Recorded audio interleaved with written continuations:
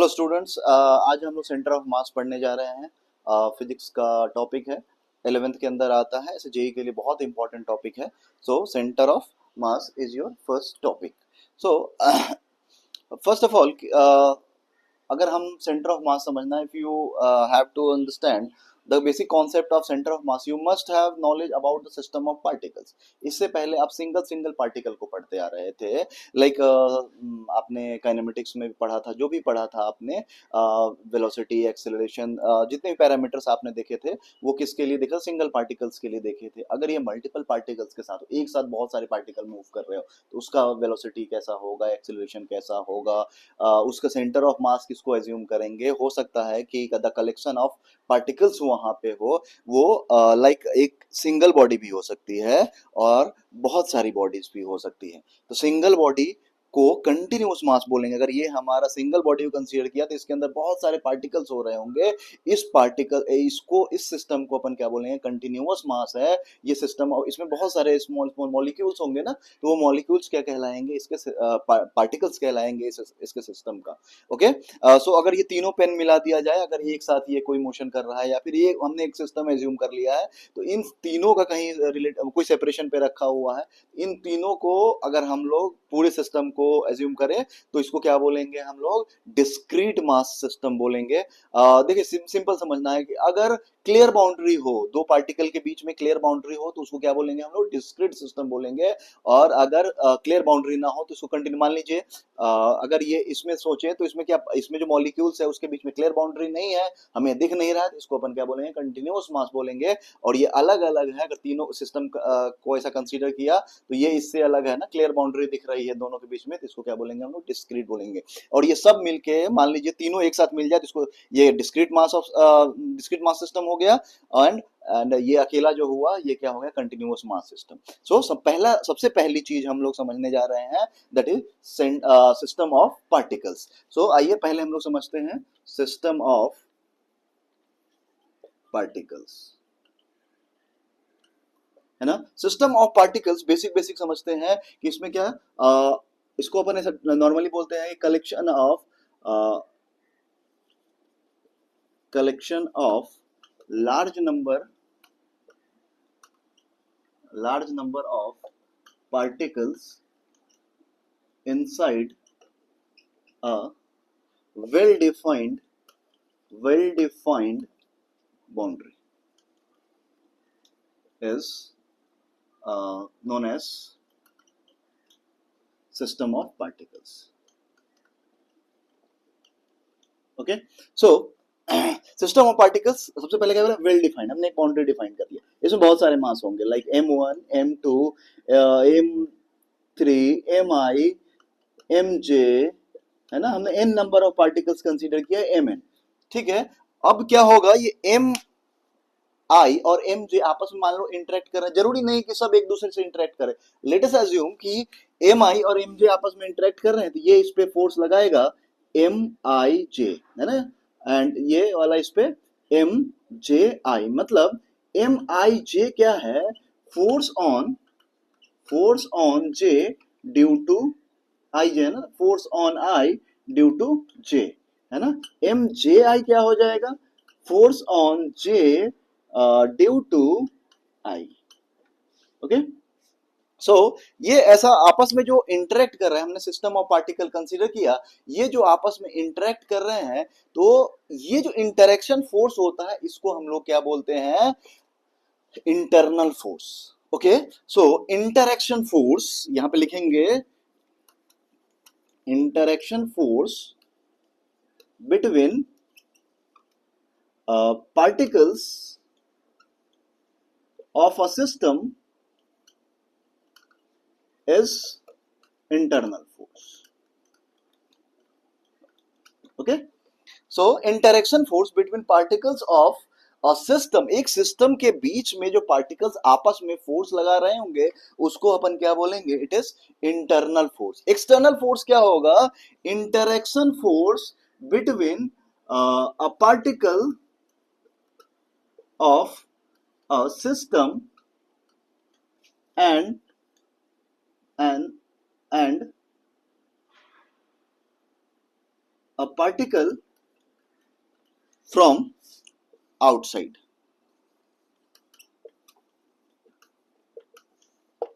Okay, है ना, this is external force, this is external force. Okay, so हमने क्या समझ लिया है कि सिस्टम ऑफ पार्टिकल्स क्या होता है. अच्छा, ये जो एम आई जे और एम जे आई है, ये इंटरनल फोर्स होंगे क्योंकि ये आई और जे के बीच में लग रहा है. आई और आई जे को हमने क्या एज्यूम किया है कि वो हमारे एक ही सिस्टम के अंदर के पार्टिकल्स हैं.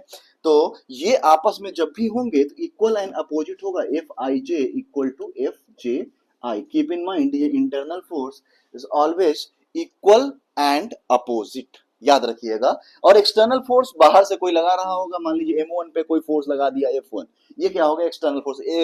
M2 पे लगा रहा होगा, F2 लग रहा होगा, इसको अपन क्या बोल सकते हैं, this is external force. Okay, so internal force external force आपको समझ में आ गया. अब एक्सटेंडेड बॉडी से, अब मान लीजिए ये क्या है, हमने सिस्टम ऑफ पार्टिकल जैसा आपको बताया है कि वो डिस्क्रीट भी हो सकता है और कंटिन्यूअस भी हो सकता है. अगर डिस्क्रीट होता है तो अलग अलग पार्टिकल्स होंगे, अगर कंटिन्यूअस होगा तो इसके पार्टिकल्स के बीच में इनफाइनाइटली स्मॉल डिस्टेंस होगा, है ना. इसके पार्टिकल के बीच में सोचिए, इसके अंदर कितने मॉलिक्यूल्स होंगे, मॉलिक्यूल्स के बीच में छोटे छोटे छोटे छोटे डिस्टेंस होगा. इसको अपन क्या बोलेंगे कि infinitely separation between the particles, है ना. तो क्या बोले, the continuous body in which the separation between two particles is extremely small या फिर इनफाइनाइटली स्मॉल. इनफाइनाइटली स्मॉल जैसे डीएक्स बोलते हैं ना, कि उसमें इनफाइनाइटली स्मॉल सेपरेशन होगा, तो इसको अपन क्या बोलेंगे, कंटिन्यूअस बॉडी बोलेंगे, या फिर उसी को हम लोग एक्सटेंडेड बॉडी बोलते हैं. एक्सटेंडेड बॉडी का मतलब एक कंटिन्यूअस बॉडी जिसके बीच में पार्टिकल छोटे छोटे छोटे छोटे छोटे छोटे डिस्टेंस पे है. ठीक है, सो और इसके बीच में अपन क्या समझ सकते हैं कि फ्लेक्सिबल बॉडी क्या होगा, रिजिड बॉडी क्या होगी. कि मान लीजिए एक हमारे पास एक्सटेंडेड बॉडी है ना. एक्सटेंडेड बॉडी पे अगर हमने कोई आउटसाइड से फोर्स अप्लाई किया, इनसाइड नहीं, कहां से, आउटसाइड से, यानी एक्सटर्नल फोर्स अप्लाई किया. मान लीजिए हमारा ये सिस्टम ऑफ पार्टिकल्स है, इसमें छोटे छोटे छोटे पार्टिकल्स है, बहुत छोटे डिस्टेंस पे है, हमने यहाँ पे एफ एक्सटर्नल अप्लाई कर दिया है. ये कैसी बॉडी है, एक्सटेंडेड बॉडी है ना. एक्सटेंडेड बॉडी पे हमने क्या करा है कि एक आउटसाइड से एक फोर्स लगाया है, और फोर्स लगाने के कारण मान लीजिए यहाँ पे दो पार्टिकल था, let us assume that this is M I and this one is M J. इन दोनों के बीच का सेपरेशन क्या था, डी था. If D does not change, है ना, and if does not change मतलब डेल डी जीरो हो जाता है ना. Del D change in D is zero, मतलब चेंज नहीं हुआ. और क्या पॉसिबिलिटी हो सकती है, डेल डी जीरो नहीं हुआ, मतलब चेंज हुआ, यहां चेंज नहीं हुआ, तो इसको अपन क्या बोलेंगे, रिजिड बॉडी, है ना. जिसमें रिलेटिव दो पार्टिकल के बीच का रिलेटिव सेपरेशन चेंज ना हो, फोर्स लगाइए, रिलेटिव सेपरेशन चेंज नहीं हुआ, तो रिजिड बॉडी यहां क्या हो जाएगा, फ्लेक्सिबल बॉडी हो जाएगी, है ना. Rigid body and the flexible body. अगर आपने फोर्स लगाया, सेपरेशन चेंज नहीं हुआ, तो दिस इज अगर चेंज नहीं हुआ तो रिजिड बॉडी, अगर चेंज हो गया तो फ्लेक्सिबल बॉडी, है ना. आपने बहुत सारे ऐसे मटेरियल्स देखे होंगे जहां पे रिलेटिव डिस्टेंस चेंज होता है. फॉर एग्जांपल मान लीजिए कुछ ऐसे अपने पास पार्टिकल्स हैं जिसके रिलेटिव डिस्टेंस चेंज हो रहे हैं, लाइक इसका जो बेल्ट है, इस पे अगर आप फोर्स लगाते हो तो इसके बीच का देखिए, दो गैप के बीच का डिस्टेंस चेंज होता है ना. तो इसको क्या बोलेंगे हम लोग, फ्लेक्सिबल. अगर इस पे हम लोग फोर्स लगाएंगे तो इसके छोटे छोटे जो पार्टिकल्स होंगे वो नहीं चेंज हो रहे होंगे. देखो दुनिया में कोई भी रिजिड बॉडी परफेक्टली नहीं होती है, लेकिन हाँ एक फोर्स तक उसको हम रिजिड एज्यूम करते हैं. बहुत ज्यादा फोर्स लगाएंगे तो ये भी थोड़ा टेढ़ा होगा, ऐसा नहीं है, लेकिन फिर भी अपन क्या एज्यूम करते हैं कि ये चेंज नहीं हो रहा है. ठीक है, तो इसके पार्टिकल के बीच में तो इसको अपन रिजिड बोलेंगे, और जैसा इसका बेल्ट था, इसके बेल्ट को अपन क्या बोलेंगे, फ्लेक्सिबल बॉडी बोलेंगे, जो कि रिलेटिव सेपरेशन चेंज हो सकता है. ठीक है, अब आते हैं हम लोग सेंटर ऑफ मास और सेंटर ऑफ ग्रेविटी. इन दोनों के बीच में डिफरेंस क्या होता है, पहले समझेंगे सेंटर ऑफ मास होता क्या है और ये कैसे अलग है सेंटर ऑफ ग्रेविटी से. Okay, so the next concept is centre of मास, है ना. मेन तो हमारा सेंटर ऑफ मास ही है, सेंटर ऑफ ग्रेविटी उसी में समझ लेंगे. Okay, so write down the next topic is centre of mass. So a point where entire mass of the system is assumed to be concentrated. मान लीजिए हमारे पास ये तीन मास है ना, दो यहाँ पे है, एक यहाँ पे है, तो इन दोनों एक ऐसा पॉइंट होगा जहां पे इसका मास है ना, इसी के आसपास कहीं एक पॉइंट होगा जहां पे इन ये तीनों को अपन बैलेंस कर सकते हैं। मतलब इसको अपन ऐसा समझ ले कि इसका एक अजम्पशन कि इसका कहीं तो होगा एक पॉइंट जहां पे इंटायर मास को हम कॉन्सेंट्रेटेड समझ सकते हैं फॉर कैलकुलेशन। उसको अपन क्या बोलेंगे, सेंटर ऑफ मास बोलेंगे, है ना। A point where entire mass क्या है, सेंटर ऑफ मास क्या है, a point where entire mass of the system is assumed to be concentrated। Okay एक ऐसा पॉइंट जहां पे हम लोग ऐसा समझ सकते हैं कि ये टोटल मास जो है यही आके कॉन्सेंट्रेट हो गया है। लाइक फॉर दिस पेन, ये इसका सेंटर ऑफ मास कहीं यहाँ कहीं हो रहा होगा, जहां से हमने एक पॉइंट पे बैलेंस कर दिया तो वो पॉइंट क्या हो गया, सेंटर ऑफ मास हो जाएगा इसके लिए। ठीक है, आप भी ऐसा कर सकते हो, देख सकते हो उसका सेंटर ऑफ मास कहाँ पे होगा। सी बहुत सारे कंफ्यूजन आते हैं कि डिफरेंस क्या है सेंटर ऑफ मास में और सेंटर ऑफ ग्रेविटी में, है ना। तो सेंटर ऑफ मास को आपने देख लिया कि सेंटर ऑफ मास एक ऐसा पॉइंट है जहां पे टोटल मास जो है हमारा कॉन्सेंट्रेटेड होगा। तो सेंटर ऑफ ग्रेविटी क्या होगी, तो centre of gravity is a point where torque due to gravitational force is zero। okay,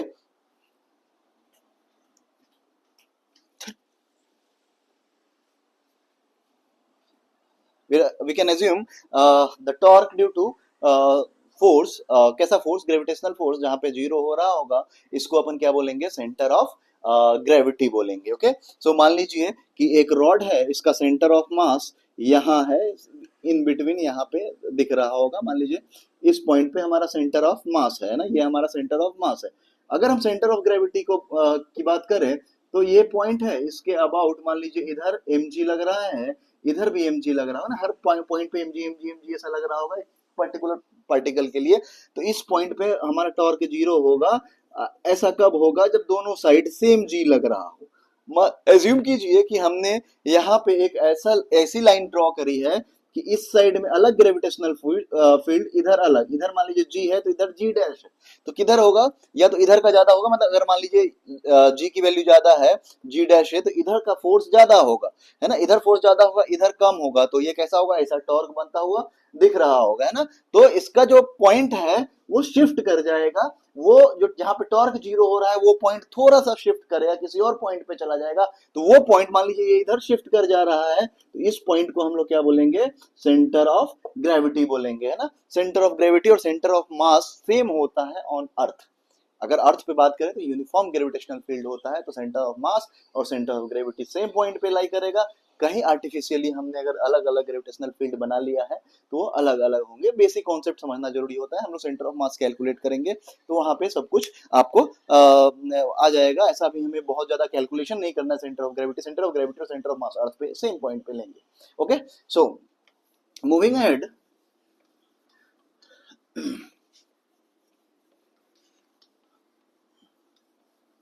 so centre of मास का इफेक्ट क्या क्या होगा, है ना। कुछ इलिस्ट्रेशन देखते हैं कि सेंटर ऑफ मास हमारे लिए जानना क्यों इंपॉर्टेंट है। लेट अस अज्यूम कि हमने एक दो बॉल ले लिया है ना। यहाँ पे इस कंडीशन में क्या कर रहे हैं अपन, एक लाइट रॉड से इन दोनों को ऐड कर दिया है ना। तो ये हमारा सिस्टम ऑफ पार्टिकल्स हो रहा है, दो पार्टिकल है यहाँ पे। मान लीजिए दोनों आइडेंटिकल है ना, दोनों आइडेंटिकल पार्टिकल है। इसका सेंटर ऑफ मास कहाँ हो रहा होगा, सेंटर ऑफ मास बीचों बीच हो रहा होगा। हमने अगर फोर्स यहाँ अप्लाई कर दिया है ना, अगर हमने फोर्स यहाँ अप्लाई कर दिया तो इधर का जो डिस्प्लेसमेंट होगा, लेट अस अज्यूम x1, और इधर का डिस्प्लेसमेंट होगा x2। यहाँ पे x1 और x2 आपस में इक्वल होंगे और ये मोशन कैसा होगा, ट्रांसलेशन मोशन हो रहा होगा। ओके, सो ट्रांसलेशन मोशन हो रहा होगा। लेट अस अज्यूम कि ये दो सिस्टम ऑफ पार्टिकल्स हैं, इसका सेंटर ऑफ मास है, बट फोर्स हम लोग यहाँ लगा रहे हैं। लेट अस अज्यूम यहाँ पे x1 है, यहाँ x2 है, तो जिधर फोर्स लगाया है उसका डिस्प्लेसमेंट ज्यादा होगा, x2 is greater than x1, ऐसा आपको देखने को मिलेगा। सो सेंटर अगर इक्वल डिस्प्लेसमेंट चाहिए, एक ही टाइप का मास है, मतलब अगर इक्वल डिस्प्लेसमेंट चाहिए हर पार्टिकल में, तो फोर्स आपको कहाँ लगाना पड़ेगा, सेंटर ऑफ मास पे लगाना पड़ेगा। अगर आपने जिस साइड लगा फोर्स बढ़ा दिया, मतलब जिस पार्टिकल के नियर, मतलब पार्टिकल पे ही फोर्स लगाया है, तो ये ज्यादा एक्सटेंड करेगा, है ना, कंपेयर टू x1, इसकी डिस्प्लेसमेंट ज्यादा होगी इस कंपेयर टू x1, ठीक है। और क्या समझ सकते हैं सेंटर ऑफ मास के की प्रॉपर्टी? सेंटर ऑफ मास से हमें कुछ और समझ में आ सकता है। लेट अस अज्यूम कि दो मास है अपने पास, ओके। सो एक पे फोर्स हमने F इधर लगाया, मान लीजिए एक लाइट रॉड से कनेक्टेड है, एक पे फोर्स इधर लगाया, तो आप क्या देखेंगे कि इसमें ट्रांसलेशन नहीं हुआ, क्योंकि फोर्स बैलेंस है। Net force on the system is zero because rightward force is F and leftward force is also F। तो यू कैन सी क्लियरली कि the summation of force on the system is zero, so no translation motion, okay. So but torque zero नहीं होता है, torque is perpendicular distance into force. तो torque देखेंगे इस point के about torque हो रहा है, तो आप देखेंगे इसमें रोटेशन मोशन होगा। हाँ, सिर्फ क्या हो जाएगा, रोटेशन मोशन पॉसिबल है ना, रोटेशन मोशन यहाँ पे पॉसिबली होगा, ओके। सो नेक्स्ट वन, एक और एजम्पशन लेते हैं, सेम पार्टिकल है, यहाँ पे हमने 2F लगा दिया और इधर हमने F लगा दिया। आप क्या देखोगे कि ठीक है, यहाँ पे आपका सेंटर ऑफ मास जो है रेस्ट पे था, बट यहाँ पे देखेंगे कि net force on the system is not equal to zero, क्योंकि राइटवर्ड एफ 2F लग रहा है और लेफ्टवर्ड क्या लग रहा है, F लग रहा है। तो आप क्या देखेंगे, द समेशन ऑफ फोर्स, है ना, summation of force is not equal to zero. So इसका जो सेंटर होगा वो ट्रांसलेट भी करेगा और साथ ही साथ टॉर्क भी होगा इसमें, तो ट्रांसलेशन भी होगा, है ना, ट्रांसलेशन भी होगा और रोटेशन भी होगा। दोनों मोशन पॉसिबल पॉसिबल है, कब, जब हमने ऐसा अरेंजमेंट करा है। तो सो यहाँ पे मूव कौन करेगा, तो सेंटर ऑफ मास करेगा। मतलब मूव अपन ट्रांसलेशन मोशन कब कब कह सकते हैं, जब सेंटर ऑफ मास मूव करेगा, यानी उसकी अगर वेलोसिटी होती है, सेंटर ऑफ मास की वेलोसिटी होती है, तो इसको अपन ट्रांसलेशन मोशन कहते हैं, है ना। और अगर सेंटर ऑफ मास मूव नहीं कर रहा है, सिर्फ रोटेट कर रहा है, इसको प्योर रोटेशन कहते हैं, और दोनों साथ में हो रहा है, तो इसको अपन क्या बोलते हैं, ट्रांसलेशन एंड रोटेशन, है ना। एक साथ ट्रांसलेशन भी हो रहा है और रोटेशन भी हो रहा है। ट्रांसलेशन मतलब समझिए एक बस जा रही है और ट्रांसलेट कर रही है, उसके व्हील को देखेंगे तो व्हील अपने एक्सिस के अबाउट रोटेट कर रहा है, प्योर रोटेशन दिखा रहा है। लेकिन उसी एक्सिस को देखेंगे आप ट्रांसलेट होते हुए, यानी ओवरऑल व्हील पे ध्यान देंगे अगर आप, तो आपको क्या समझ में आएगा कि रोटेशन तो हो रहा है, किसके अबाउट, एक्सिस के अबाउट, और एक्सिस मूव कर रहा है, तो वो क्या है, ट्रांसलेशन एंड रोटेशन मोशन, दोनों एक साथ हो रहे हैं। I hope I made my point very clear. So moving next, so center of mass of discrete body, है ना, centre of mass, calculation part पे चलते हैं, ये तो कॉन्सेप्ट था आपका, है ना। अब कैलकुलेशन पार्ट पे चलते हैं कि हम लोग कैसे डिफरेंट डिफरेंट बॉडी के लिए सेंटर ऑफ मास कैलकुलेट करेंगे, उसमें क्या क्या प्रॉपर्टीज देखने को मिल सकती है, ये भी हम लोग अभी देखेंगे। सो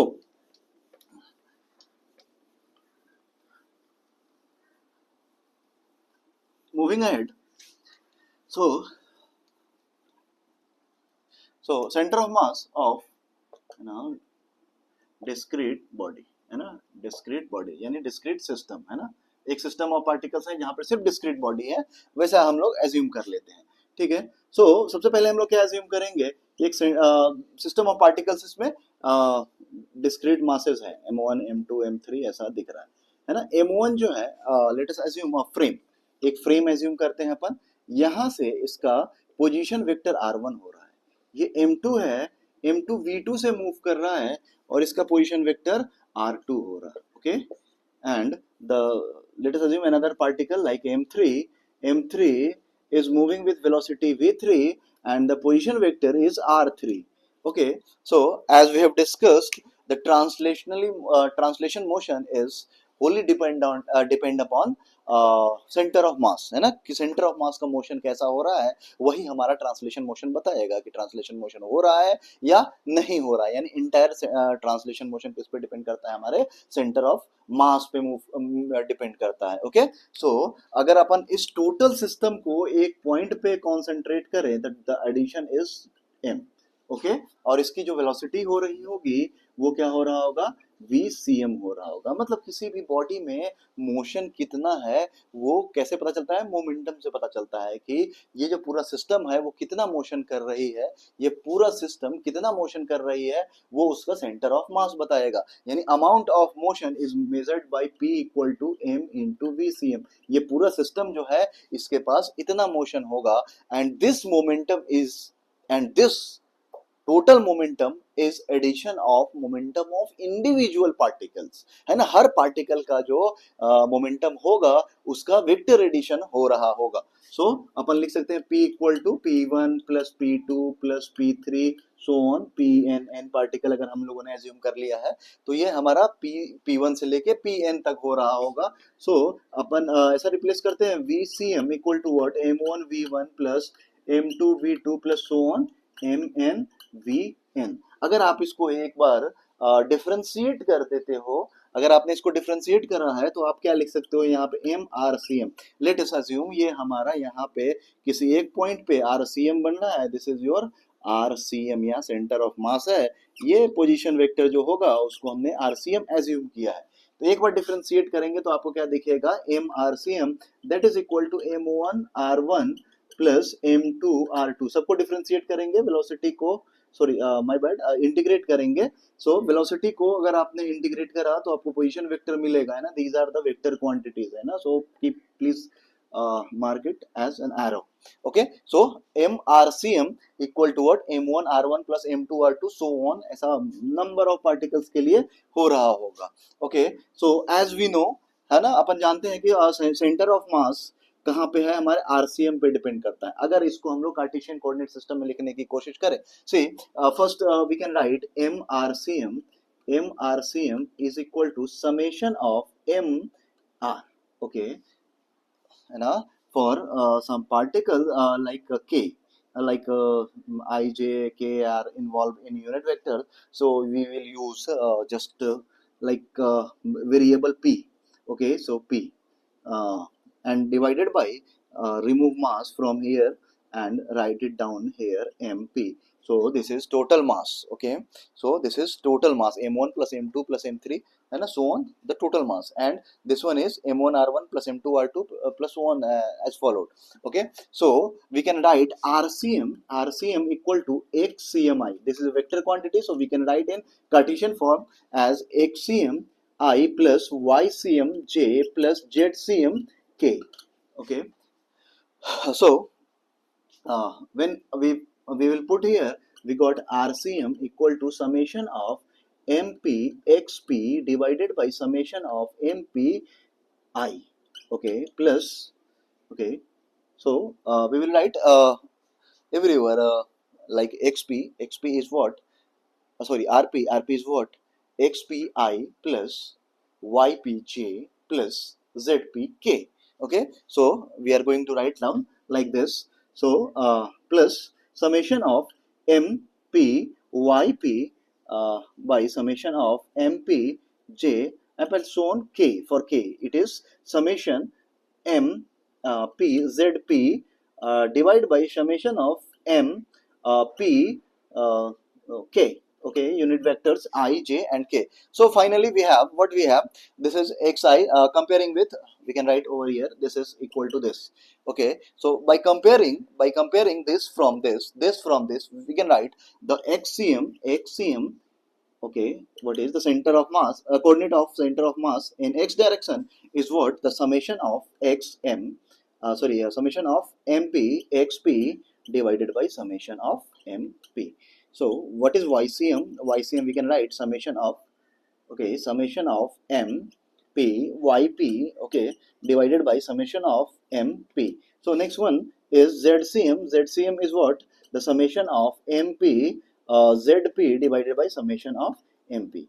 These are the center of mass. ऐसे ही हम लोग center of mass कैलकुलेट कर सकते हैं for discrete system कि M1 x1 plus M2 x2 plus M3 x3. In detail, we can write it as what?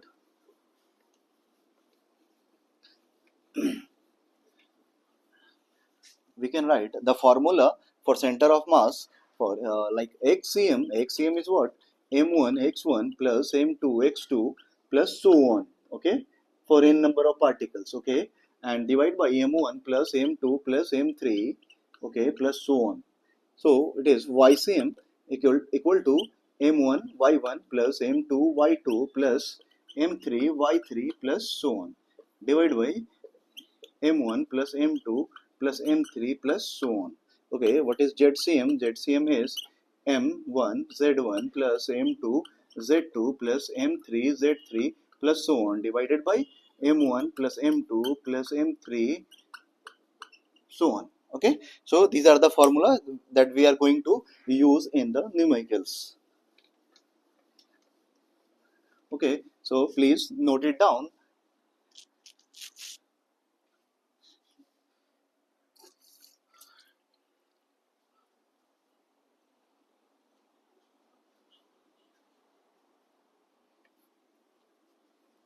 So these are the formula. So after this, we will do some problems. First, you will have to try by own. Then I will give you the solution of the each question. Okay. So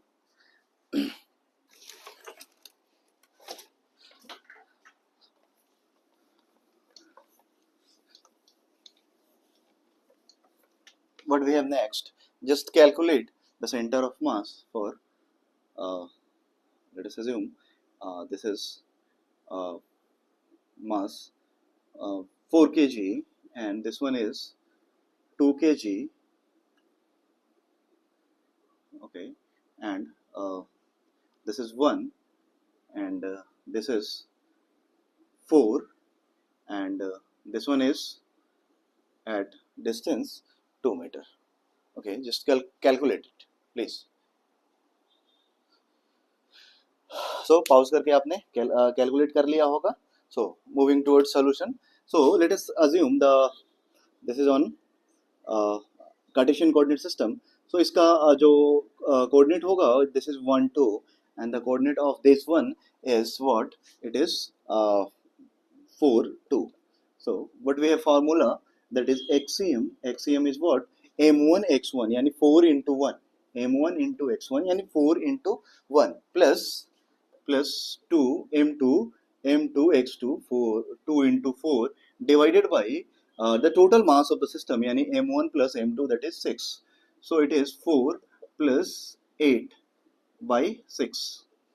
Okay, 4 plus 8 by 6. So it is 12 by 6, that is 2. Okay, what is YCM? YCM is 4 into, so this is 4 into 2 plus 2 into, okay, 2 into 2. 4 into 2 plus 2 into 2 divided by 6. So it is 8. 8 plus 4, that is 12. 12 by 6, so it is 2. So center of mass will be line joining the masses at the coordinate, that is 2 2. This is your center of mass. Very simple. Okay, I think you got the point. So moving ahead. So next concept. So let us assume two masses. Two masses is separated by a distance d. Then we have to calculate what is the center of mass from mass 1 and mass 2. हम ना एक formula derive करने वाले हैं जिससे हम लोग easily इस क्वेश्चन को भी सॉल्व करना होता तो हम लोग इजीली उस लाइन पे ड्रॉ कर सकते हैं. Okay, so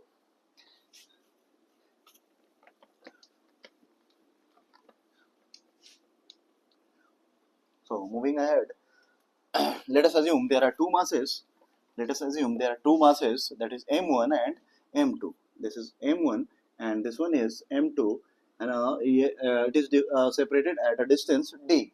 What is the center of mass? Let us assume this is origin.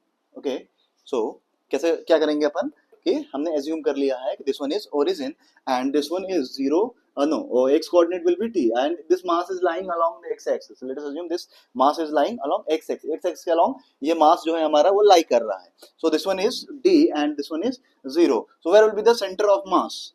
So let us assume कहीं हो रहा होगा center of mass, हमें पता नहीं है. So let us assume this is xcm, है ना.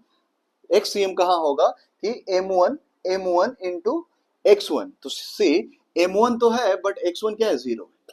m2 into d divided by m1 plus m2. So what you got? m2 divided by m1 plus m2 into d.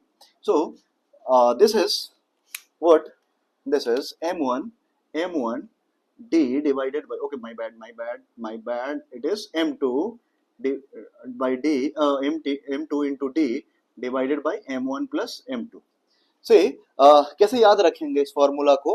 देखो, टू पार्टिकल सिस्टम है अगर, तो अपन क्या सोचेंगे, सामने वाले का mass divided by total mass into total distance. अगर आपको यहां से डिस्टेंस फाइंड आउट करना है, if you want to calculate from this, this is what, this distance is d minus m। अगर आपको ये d डैश मान लीजिए, इसको अपन ने d डैश नाम दे दिया, अगर d डैश कैलकुलेट करना है तो आप कैसे लिखोगे, d minus m2d divided by m1 plus m2। Okay, so by doing this, we can write m1d plus m2d minus m2d divided by m1 plus m2. Okay, so we can easily cancel out this m2d terms, and this is m1d divided by m1 plus m2. Okay, so this distance is what, m1d divided by m1 plus m2, है ना। इस फॉर्मूले से आप एकदम correlate कर सकते हो क्या, कि सामने वाले का मास, देखो यहाँ से यहाँ सेंटर ऑफ मास कितने डिस्टेंस पे लाई करेगा, तो सामने वाले का mass divide by total mass into total distance. और यहाँ से क्या होगा, सामने वाले का मास यानी m1d, यानी सामने वाले का mass divide by total mass into total distance. ऐसे हम लोग टू पार्टिकल सिस्टम में सेंटर ऑफ मास कैलकुलेट कर लेते हैं। सो एक और इंपॉर्टेंट रिजल्ट है जो कि हम लोग अभी सॉल्व करने जा रहे हैं, so please make it note down. Okay, so एक और इंपॉर्टेंट रिजल्ट है, so let us assume two particle system, है ना, कि हमने अज्यूम कर लिया है कि यहाँ पे टू पार्टिकल सिस्टम है। Okay, so two particle system like m1 and m2, यहाँ पे see this one is m1 and this one is m2 and it is separated by some distance. Oh, I don't know what is the distance. Okay, and don't want to calculate also. Okay, so what is this, this is d, let us assume this is r1 and this is r2, this is your center of mass. Let us assume the separation between m1 and center of mass is r1 and the separation between m2 and center of mass is r2. So total distance, it may be, we can write the total distance is r1 plus r2. So we are writing a very important result for calculation purpose. Okay, so we can write what is r1? R1 is what, m1 sorry m2 into d divided by m1 plus m2. And what is r2? R2 is what, m1d divided by m1 plus m2. r1 क्या है, ये है यहाँ centre of मास का distance from m1 और centre of मास का distance from m2, ये हमारा क्या है, r1 और r2 है। If take the ratio of r1 and r2, what we got, ये दोनों कैंसल आउट हो जाएगा, डी कैंसल आउट हो जाएगा, तो बचेगा क्या, m2 by m1. So very important result, that is m1r1 equal to m2r2. Very important result, keep in mind always. Okay, so so what is this, this one is m1, this one is r1, this is m2 and this is r2. So अगर centre of मास से r2 distance पे m2 है और r1 distance पे m1 है, तो इन दोनों का मल्टीप्लिकेशन हमेशा कांस्टेंट रहेगा, ये चेंज नहीं होने वाला है। ओके, सो अगर इस टाइप का क्वेश्चन एक आता है कि हमने कुछ डिस्प्लेस करा दिया, okay, so please make it note down, then we will move further. Okay, so एक बहुत अच्छे क्वेश्चन आते हैं, सिविल में भी आपको दिखेगा इससे रिलेटेड। सो उसने क्या कहा है कि एक मास जो है, ये m1 है, ये m2 है, किसी भी एक लाइन के अलॉन्ग रखा हुआ है ना, ये डिस्टेंस नहीं पता है, इसका सेंटर ऑफ मास कहीं तो हो रहा होगा, पता नहीं कहाँ हो रहा होगा।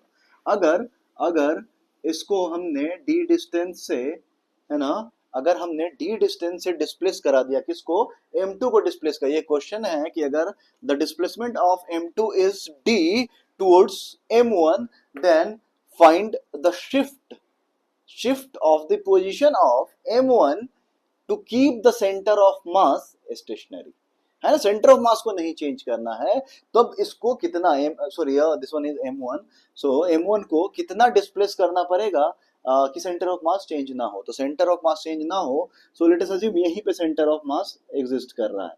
Okay, so let us assume this is R1 and this is R2. Okay, so what we have, M1 R1 equal to M2 R2. Let us assume M2 M1 भी इधर ही shift कर गया है by some distance D dash, D dash. Let us assume this is D dash. अब जो है नया distance कितना बचा, ये मास मान लो यहाँ पे है, ये मास यहाँ पे है, तब नया डिस्टेंस क्या बचेगा, M1 R1 minus D dash equal to M2 R2 minus D. Okay, so we have to calculate D dash, क्योंकि डी डैश हमें पता नहीं है जो कि शिफ्ट हुआ है किसका, M1 का, वही फाइंड आउट करना है. अगर आप ब्रैकेट ओपन करोगे तो M1 R1 minus M1 D dash equal to M2 R2 minus M2 D. Okay, so we can easily cancel out from first equation, क्योंकि ये दोनों आपस में इक्वल होंगे तो इसको हम लोग कैंसल आउट कर लेंगे, नेगेटिव से नेगेटिव भी cancel. So D dash equal to M2 divided by M1 into D. So this is the shift in, this is the shift in what mass M1. Okay, I hope you can understand. So please make it please note it down. So we will move further. So we will do some more question on the center of mass of discrete system. Okay, so I'm going to of this. Okay, so 4 mass दे रखा है, there are 4 masses at the corner of square. Okay, so let us, this is M1. Okay, of let us assume this is of M, this is of M, and this is light rod. Okay, light rod, and the mass is concentrated. This is M. This one is 1 1 1. Okay, so where is the center of mass? Okay, so moving पहले आप खुद से solve करेंगे. Okay, पहले आप खुद से इसको सॉल्व कीजिए, फिर ओके, सो वीडियो पॉज करके आपने ट्राई कर लिया होगा. सो मूविंग अहेड, देखिए इसका ओरिजिन, इसको हमने ओरिजिन पे एज्यूम कर लिया है 0 0. इसको अपन ऐसा लिख सकते हैं 1 0. This one is 1 1 and this one is 0 and 1, है ना. सो यहाँ से अगर हम लोग XCM फाइंड आउट करें, सो XCM is what, M1 X1 plus M2 X2, ऐसा लिखते हैं अपन. सो M1, late us assume this is first particle, यहीं से स्टार्ट करते हैं. तो M इंटू 0 फर्स्ट पार्टिकल के लिए, फिर प्लस सेकंड पार्टिकल के लिए M into M 1, X coordinate लिख रहे हैं, प्लस थर्ड पार्टिकल के लिए M इंटू 1, और फोर्थ पार्टिकल के लिए, ये है हमारा फोर्थ पार्टिकल, इसका X कोऑर्डिनेट 0 है. सो it is divided by 4M. Okay, so total mass कितना है, M 4, है ना. सो 4M. So this is 2M, है ना, M plus M, 2M by 4M. So it is 1 by 2, that is 0.5. Okay, so what is YCM? YCM is M1 Y1 plus M2 Y2, अपन ऐसा लिखते जाएंगे. So M1 into Y1, देखो ये first है तो ये 0 हो जाएगा, प्लस सेकेंड है, इसमें भी Y0 है तो यहाँ भी 0 हो जाएगा. M थर्ड वन में क्या हो जाएगा, it is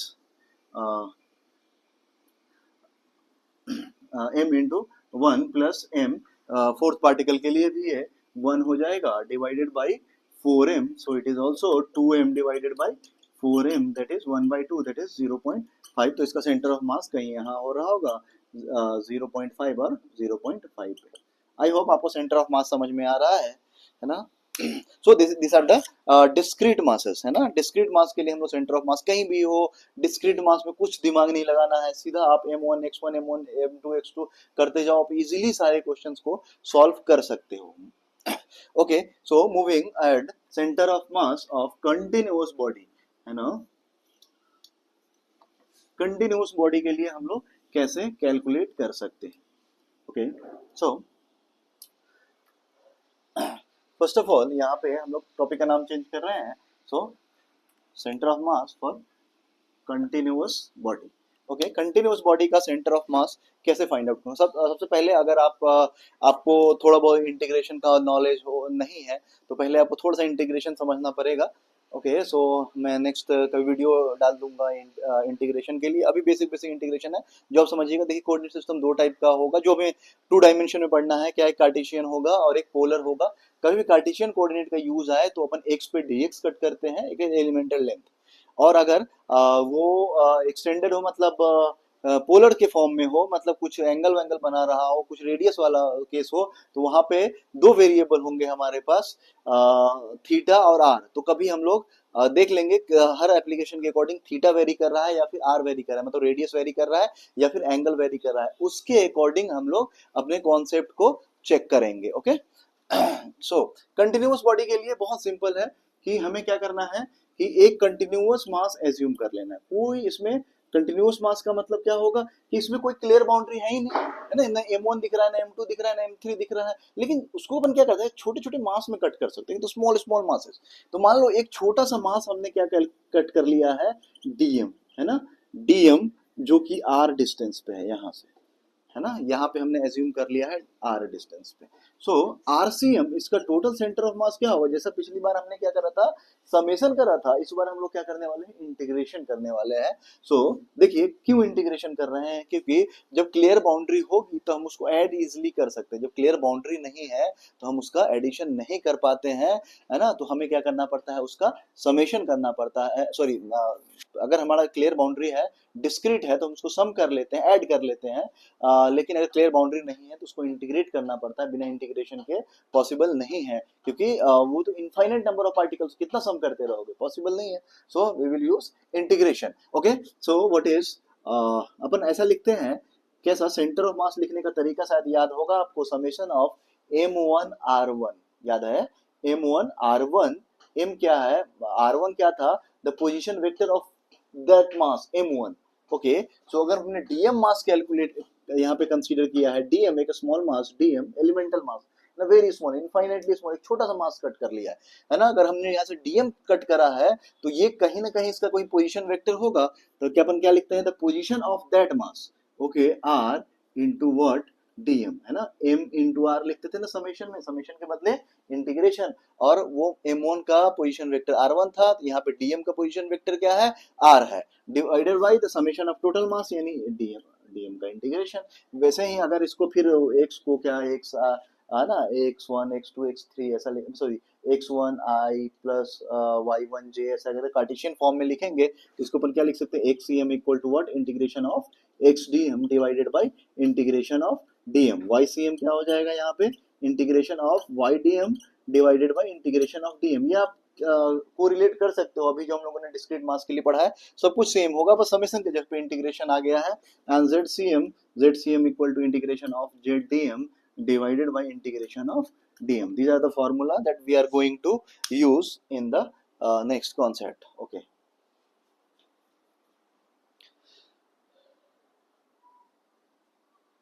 see, so next one,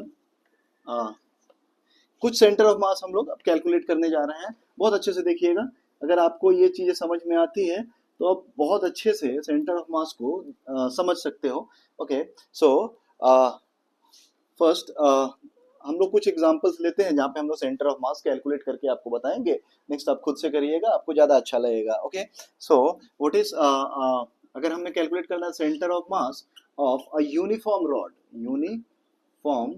rod of length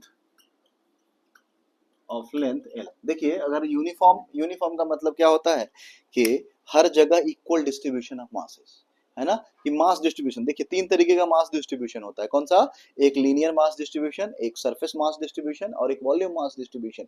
एक रॉड पे जो मास डिस्ट्रीब्यूशन कैसा है, तो लीनियर मास डिस्ट्रीब्यूशन। एक शीट है, लेट अस अज्यूम कि ये प्लेन शीट है, तो इस शीट का जो मास डिस्ट्रीब्यूशन होगा वो कैसा होगा, तो एरियल यानी सरफेस मास डिस्ट्रीब्यूशन होगा, है ना। एक स्फेरिकल वॉल्यूम है, मान लीजिए ये वॉच है, तो वॉच के में कैसा मास डिस्ट्रीब्यूशन हो रहा है, तो इसमें वॉल्यूम मास डिस्ट्रीब्यूशन, जिसमें वॉल्यूम हो तो वॉल्यूम मास, जिसमें लेंथ वेरी कर रहा है तो, है ना, आप समझ सकते हो, देख के स्ट्रक्चर देख के समझ जाओगे, स्फीयर है, कोन है, क्या वॉल्यूम मास डिस्ट्रीब्यूशन, शीट है कैसा दिखेगा आपको, एरियल मास डिस्ट्रीब्यूशन, सर्कल है कैसा है, एक सर्कुलर प्लेट है, क्या दिखेगा आपको, एरियल मास डिस्ट्रीब्यूशन या सरफेस मास डिस्ट्रीब्यूशन दिखेगा। Okay, so centre of mass of uniform rod, आप क्या करेंगे हम लोग, जैसा आपको बताया था कि आप x डिस्टेंस पे dx कट किया करेंगे, मान लीजिए ये हमारा एक्सेस है, यहाँ से क्या करेंगे हम लोग, इसका लेंथ L है ना, टोटल लेंथ, तो हम लोग क्या करेंगे, x डिस्टेंस पे एक dx कट कर लेते हैं। ओके, सो dx मतलब एक स्मॉल पार्ट ऑफ रॉड को कट कर लिया है।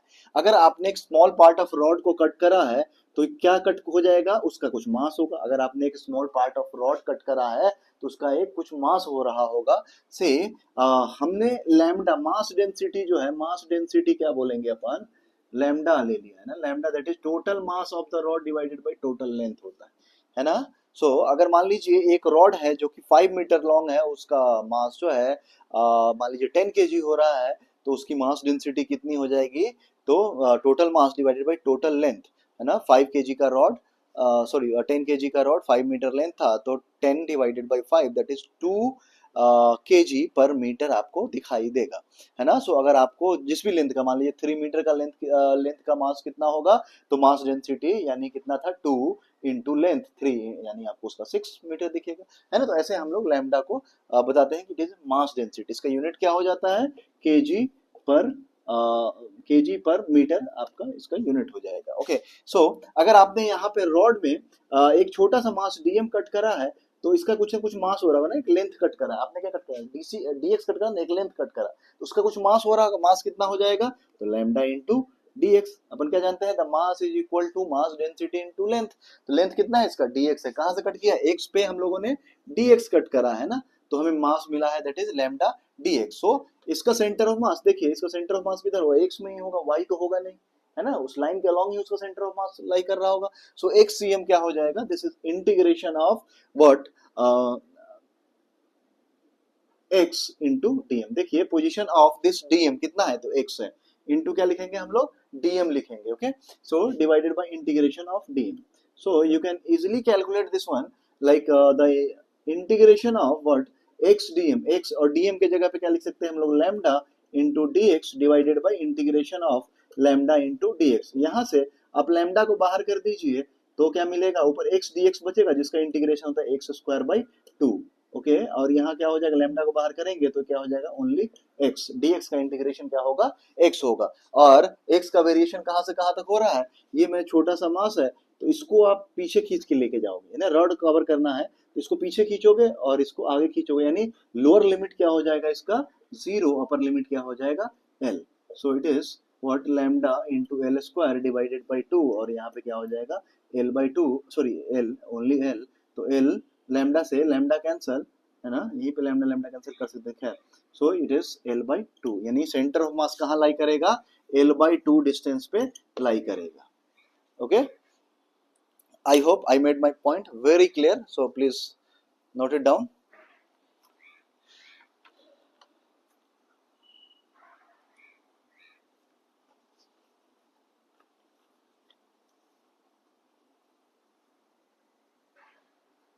Okay, so I hope आप आपको समझ में आ रहा है, ठीक है। So moving next,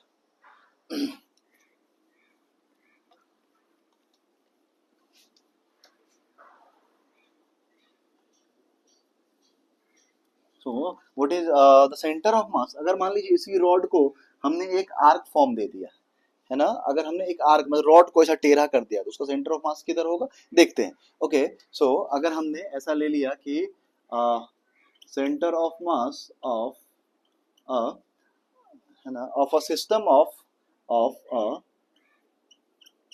system of segment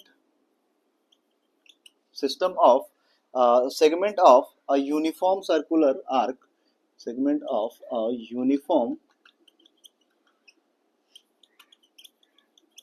circular arc, है ना, जो कि रॉड का है, एक यूनिफॉर्म सर्कुलर आर्क हमने बनाया एक रॉड का। ओके, सो अच्छे समझिएगा, बहुत इंपॉर्टेंट है और आपको मजा आ जाएगा अगर आपने एक बार सॉल्व कर लिया, तो आपको बहुत अच्छा लगेगा। लेट अस अज्यूम एक आर्क, है ना, हमने एक आर्क को अज्यूम कर लिया, आर्क का छोटा सा विड्थ हो रहा होगा, थोड़ा सा एकदम लाइट लाइट, है ना।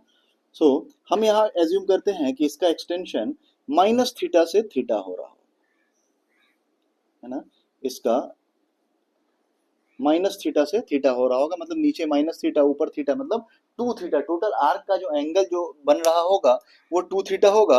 और इस रॉड का जो लेंथ है, इस रॉड का जो लेंथ है, late us assume this is l। Okay, so this length is l। तो अपन ऐसा लिख सकते हैं, हमें पता है क्या, theta equal 2 theta equal to क्या हो जाएगा, let us assume the radius is r। So l divided by r लिख सकते हैं, यानी एल इक्वल टू ये जो length of the rod is 2 theta into r होगा। ये अपना कैलकुलेशन है जो अपने पास रिजर्व करके रख लेते हैं। आगे बढ़ते हैं, तो लेट अस अज्यूम ये इसमें एक आर्क है, ये रॉड है, यानी रॉड कैसा डिस्ट्रीब्यूशन है, तो लीनियर मास डिस्ट्रीब्यूशन है, इसकी डेंसिटी क्या होगी, लैम्डा हो रही होगी। ओके, सो अपन क्या करेंगे इसमें, थीटा पे डी थीटा कट करेंगे, क्यों, है ना, थीटा पे डी थीटा इसलिए कट करेंगे क्योंकि अगर आपने आर रेडियस को वेरी कराया तो इधर तो कुछ है ही नहीं, रॉड तो मेरा इतना ही है ना, दिस वन इज रॉड, यहीं तक है मास अपने पास, इधर कुछ नहीं, इधर खाली है ना, तो अगर आर को वेरी कराए तो वहां मास ही नहीं है, आप कैसे उसको कैलकुलेट कर सकते हो।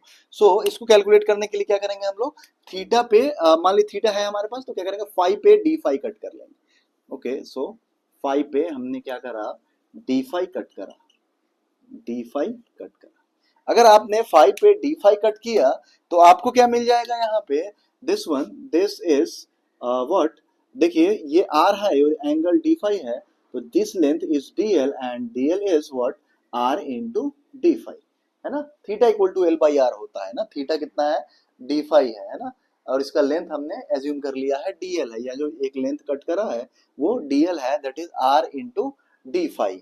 आई होप आपको समझ आ रहा है। Okay, so L equal to what, are into D phi. So इसका अगर डीएम हम फाइंड आउट करने जाएं तो हमें क्या मिलेगा, लैम्डा इंटू डीएल, है ना, mass density into length, so lambda into r, lambda into dl की जगह पे आर डी फाइव लिखेंगे, this is your mass density. अब सबसे इंपॉर्टेंट चीज आती है कि what is the position of this, है ना, ये जो मास है उसका पोजीशन, अगर मान लो हम x c m y c m calculate करने जाते हैं तो इसका पोजीशन कितना होगा ये हमें बताना पड़ेगा।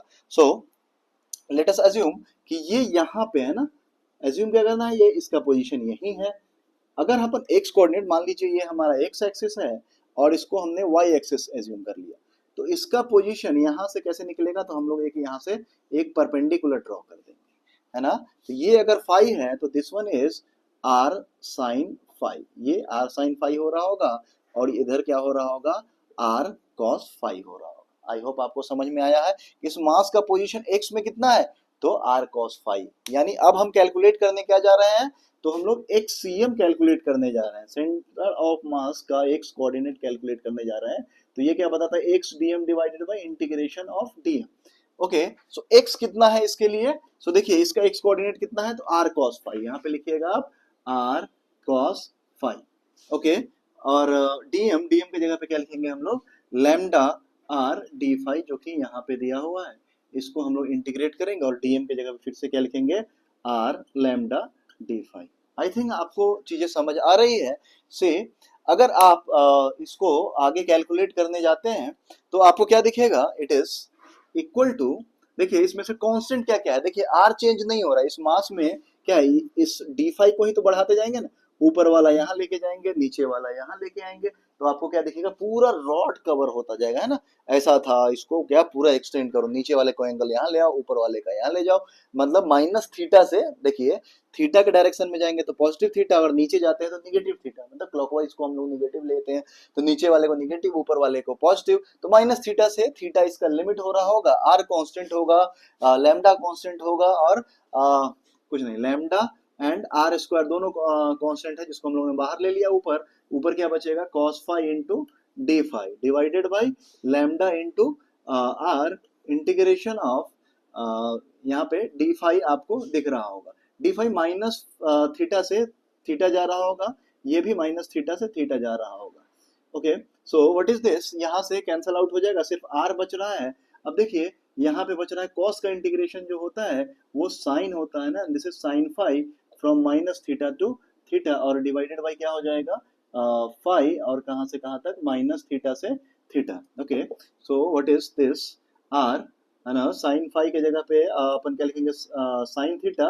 Okay, what is sine theta minus of sine of minus theta, okay, lower limit upper limit minus lower limit, so यहाँ पे theta minus minus of theta यानी है टू थीटा हो जाएगा, so it is are sine two theta, और two two cancel हो जाएगा, तो क्या बचेगा, R sine theta divided by theta मिलेगा आपको। ओके, सो आई होप आपको चीजें समझ में आई, यानी एक्स सी एम क्या हो जाएगा, R sine theta upon theta हो जाएगा। ओके, सो ये एक स्टैंडर्ड रिजल्ट है जिसको आपको याद रखना है, आगे बहुत काम आएगा।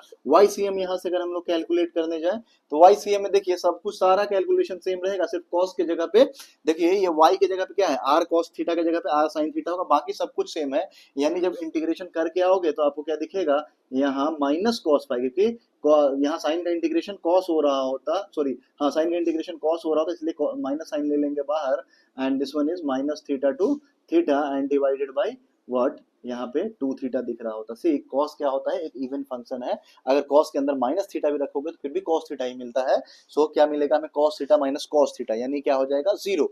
सो YCM आपको क्या दिखेगा, जीरो दिखेगा।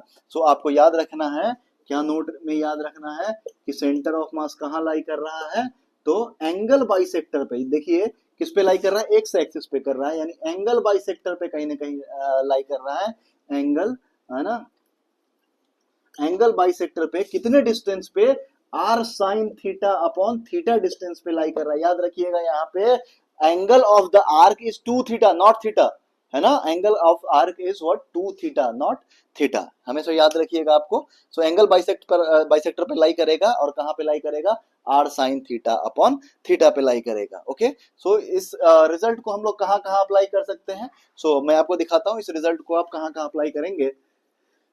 सो फॉर सर्कल, ओके, सो दो तीन केस है अपने पास।